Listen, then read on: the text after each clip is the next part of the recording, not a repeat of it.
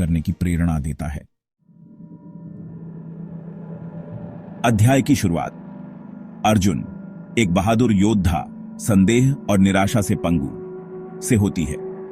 महाभारत के इस महाकाव्य में अर्जुन का संघर्ष केवल एक व्यक्तिगत संकट नहीं है, बल्कि यह मानवता के सार्वभौमिक संघर्ष का प्रतीक है। वह एक नैतिक संकट का सामना करता है, जहां उसे अपने कर्तव्यों और अपने प्रियजनों के प्रति अपने प्रेम के बीच संतुलन बनाना है। यह संघर्ष हमें यह सोचने पर मजबूर करता है कि हम अपने जीवन में कितनी बार ऐसे ही दौराहे पर खड़े होते हैं, एक योद्धा के रूप में अपने कर्तव्य और विरोधी पक्ष में खड़े अपने परिजनों के प्रति अपने प्रेम के बीच फटा हुआ। अर्जुन का यह द्वंद्व हमें यह सिखाता है कि जीवन में सही और गलत के बीच चयन करना कितना कठिन हो सकता है, खासकर जब हमारे प्रियजन इसमें शामिल हों। यह दुविधा हमारे अपने आंतरिक संघर्षों, हमारी जिम्मेदारियों और इच्छाओं के साथ प्रतिध्वनित होती है। हम सभी अपने जीवन में ऐसे क्षणों का सामना करते हैं जब हमें अपने कर्तव्यों और अपनी इच्छाओं के बीच संतुलन बनाना पड़ता है। हमारी आकांक्षाओं और आशंकाओं के बीच संघर्ष के साथ प्रतिध्वनित होती है। ये संघर्ष हमें यह समझने में मदद करता है कि हमारी आकांक्षाएं और हमारी आशंकाएं अक्सर एक ही सिक्के के दो पहलू होते हैं। अर्जुन की दुर्दशा एक शक्तिशाली अनुस्मारक है कि हम सभी अनिश्चितता और संदेह के क्षणों का सामना करते हैं। यह हमें यह सिखाता है कि संदेह और अनिश्चितता जीवन का एक अभिन्न हिस्सा है और हमें इनसे घबराना नहीं चाहिए। रणभूमि उन चुनौतियों का रूपक बन जाती है जिनका हम अपने जीवन में सामना करते हैं, जहां हमें सही और गलत, कर्म और निष्क्रियता के बीच चयन करना चाहिए। यह हमें यह सिखाता है कि जीवन एक निरंतर संघर्ष है और हमें हर दिन अपने निर्णयों का सामना करना पड़ता है, जहां हमें सही और गलत, कर्म और निष्क्रियता के बीच चयन करना चाहिए।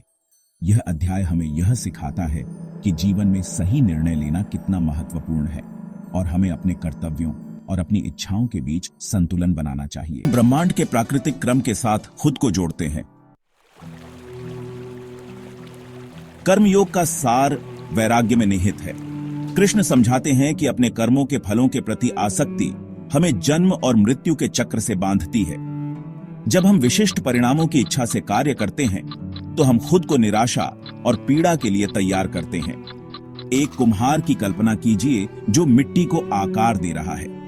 कुम्हार अंतिम उत्पाद के प्रति जुनूनी हुए बिना प्रक्रिया पर कौशल और सटीकता के साथ मिट्टी को ढालने पर ध्यान केंद्रित करता है। यह वैराग्य सृजन के कार्य में ही सच्ची रचनात्मकता और आनंद की अनुमति देता है। उसी तरह हमें चीजों के प्राकृतिक क्रम को स्वीकार करना सीखना चाहिए। कृष्ण अर्जुन को उसके धर्म, हम लगातार उपलब्धि, सफलता और भौतिक संपत्ति के संदेशों से घिरे रहते हैं। बाहरी मान्यता की यह खोज अक्सर तनाव, चिंता और असंतोष की भावना पैदा करती है। कर्मयोग के सिद्धांतों को अपनाकर हम अराजकता के बीच शांति और उद्देश्य की भावना पा सकते हैं। हम प्रक्रिया पर ध्यान केंद्रित करना, यात्रा में आनंद खोजना और परिणाम उन्मुख जीवन के दबावों से खुद को अलग करना सीखते हैं। कर्म योग कर्म त्यागने या दुनिया से दूर होने के बारे में नहीं है। यह कर्म के माध्यम से मुक्ति पाने के बारे में है, वैराग्य और निःस्वार्थ भाव से अपने कर्तव्यों का पालन करके। यह दृष्टिकोण हमें अधिक स्पष्टता, उद्देश्य और आंतरिक शांति के साथ दुनिया का अनुभव करने की अनुमति देता है। एक डॉक्टर की कल्पना कीजिए जो अटूट ध्यान और करुणा के साथ मरीजों का इलाज कर रहा है, प्रसिद्धि या भाग्य से प्रेरित नहीं, बल्कि कर्तव्य और सेवा की गहरी भावना से प्रेरित है। यह निस्वार्थ कर्म ध्यान का एक रूप बन जाता है, आध्यात्मिक विकास का मार्ग।